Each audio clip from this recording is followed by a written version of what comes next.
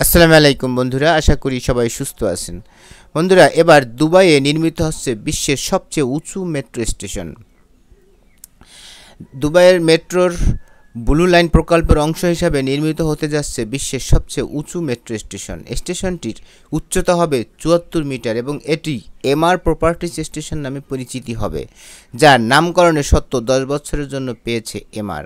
চিন্তা করুন, ৭৪ মিটার উচ্চতায় যদি কোনো স্টেশন হয়, সেটা কত উচ্চতায় আপনারা ভাবতে পারেন।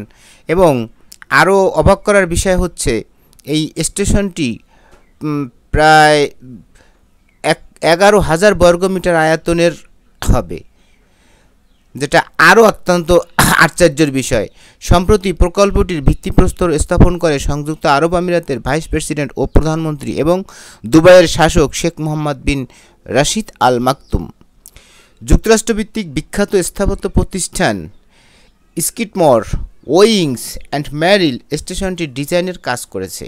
প্রতিষ্ঠানটি আগেও বুর্জ খলিফা ও শিকাগোর সিয়ার্স টাওয়ারের মতো আইকনিক স্থাপনা নির্মাণ করেছে।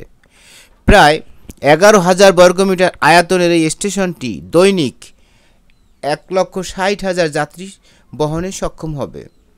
ধারণা করা হচ্ছে 2040 সালের মধ্যে দৈনিক যাত্রী সংখ্যা 70,000 ছাড়িয়ে যাবে।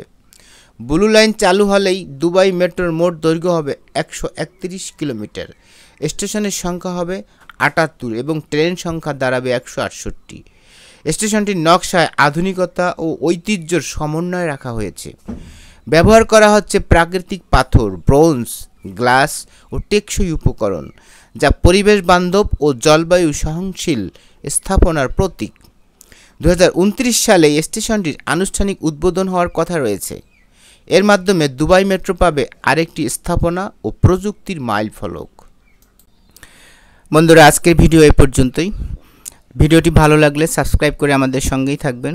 পরবর্তীতে আবার নতুন ভিডিও নিয়ে আপনাদের সাথে কথা হবে। সে পর্যন্ত সবাই ভালো থাকবেন, সুস্থ থাকবেন এবং বাংলাদেশকে ভালোবাসবেন। আল্লাহ হাফেজ।